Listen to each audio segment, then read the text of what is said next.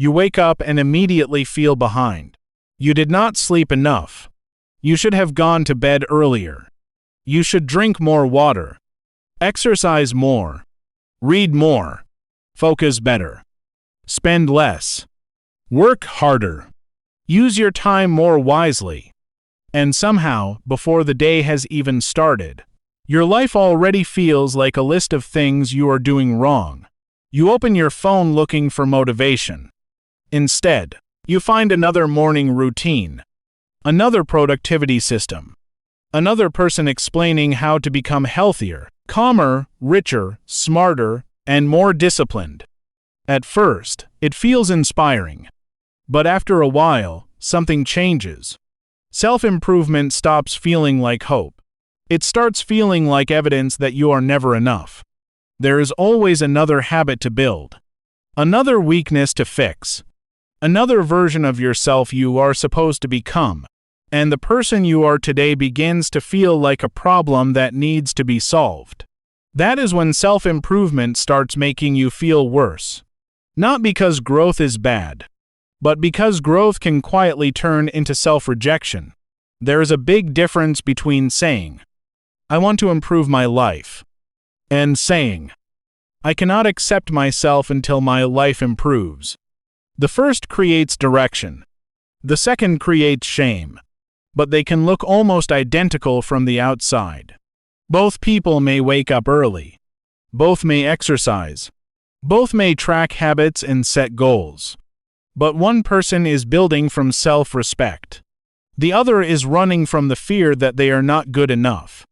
And fear can create results for a while. It can make you work late. It can make you push harder. It can make you ignore exhaustion. But fear never knows when to stop. The goal keeps moving. You lose 5 pounds and now you want 10. You finish one book and notice someone reading 50 a year. You become more productive and immediately fill the extra time with more work. You reach the level you once wanted, but instead of feeling proud, you create a new standard. The finish line moves every time you get close. So even when you are improving, you never feel improved. You only feel unfinished. This is one of the biggest traps in modern self-improvement. It teaches you how to measure progress, but it does not always teach you how to recognize enough. Without a clear definition of enough, every achievement becomes temporary. Every good habit becomes the new minimum. Everything you accomplish quickly turns into something you should have been doing already. You stop celebrating progress because your brain has already moved to the next problem. And soon, your entire life becomes a performance review. Your sleep has a score. Your steps have a number. Your work has a productivity level. Your food has rules. Your hobbies need to be useful. Even rest becomes something you need to do correctly. You are not simply taking a walk. You are getting steps. You are not reading because you enjoy it. You are trying to improve your mind. You are not spending time with friends. You are maintaining your social health. You are not sleeping. You are optimizing recovery. Everything becomes a project. And when everything is a project, nothing feels peaceful. Another problem is that self-improvement content usually shows you the solution without showing you the full life around it. You see someone's perfect routine, but you may not see their schedule, their income, their responsibilities, their health, their support system, or how long it took them to build that routine. You copy the visible behavior without having the same conditions. Then when it does not work, you blame yourself. You think you lack discipline, but sometimes the system was never designed for your life. A 5-step morning routine may work for someone who controls their schedule. It may not work for someone caring for children, working 2 jobs, managing chronic stress, or simply trying to recover from burnout. Good advice can still become harmful when it ignores context. And the internet gives you advice from thousands of different lives at the same time. One person tells you to wake up at 5. Another tells you sleep is everything. One says work harder. Another says slow down. One says follow your passion. Another says passion is unreliable. One says plan every hour. Another says planning destroys creativity. You are trying to follow instructions that were never meant to fit together. No wonder you feel like you are failing. You are being graded by too many different teachers. There is also a more personal reason self-improvement can hurt. Sometimes fixing yourself becomes a way to avoid accepting yourself. You tell yourself, I will feel confident when I look better. I will relax when I earn more. I will be proud of myself when I become disciplined. I will finally enjoy my life when I become the person I should be. But every one of those promises places your life in the future. You keep delaying permission to feel okay. Not yet. Not until you achieve more. Not until you remove every weakness. Not until you become someone else. The problem is that the future version of you never arrives. Because when you get there, you are still you. You still have doubts. You still have difficult days. You still need rest. You still make mistakes. Improvement does not remove your humanity. It simply changes some of the problems you are dealing with. So what does healthy self-improvement actually look like? First, choose fewer things to improve. You do not need to upgrade every part of your life at the same time. Pick one area that would genuinely make your daily life better. Not more impressive. Not more optimized. Better. Maybe that means sleeping 30 minutes earlier. Maybe it means sending one application.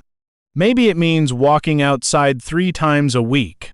Maybe it means finally making an appointment you have delayed. One meaningful change is more powerful than 10 habits you constantly fail to maintain. Second, define what enough looks like before you begin. If you do not decide what enough means, your brain will always ask for more. Instead of saying, I need to be more productive, decide what a successful workday actually includes.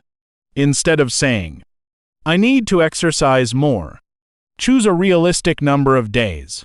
Instead of saying, I need to improve myself, identify one specific problem you are trying to solve.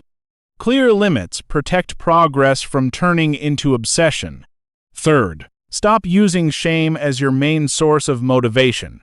Pay attention to the way you speak to yourself when you fall behind. Would you speak that way to someone you were trying to help? Shame may create a burst of action, but it also makes every mistake feel like proof of who you are. You miss one workout, and suddenly you are lazy. You procrastinate for one afternoon, and decide you have no discipline. You make one bad decision and turn it into an identity. Healthy improvement focuses on behavior. Unhealthy improvement attacks the person. You can say, that choice did not help me, without saying, there is something wrong with me. Fourth, leave some parts of your life unoptimized. Do something without tracking it. Read something that does not teach you anything. Take a walk without counting the steps. Spend an evening without trying to make it productive. Let a hobby stay ordinary. Let rest be rest. Your life does not need to produce a measurable return every hour. Some moments are valuable because you were fully there, not because they made you better. And finally, remember that self-improvement should make your life more livable. It should create more freedom, more energy, more clarity, more connection. It should not make you afraid to rest. It should not make you hate the person you are today. It should not turn every ordinary day into a test you are failing. Growth is not supposed to be a punishment for being imperfect. It is supposed to be a way of caring for the life you already have. So before adding another routine, another goal, or another system, pause and ask, is this helping me build a better life?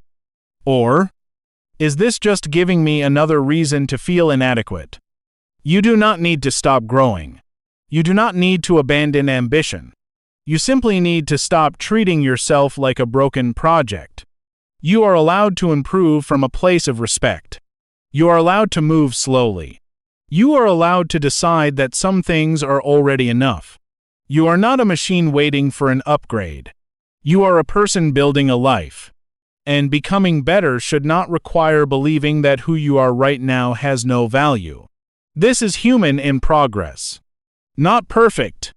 Just getting better, one step at a time.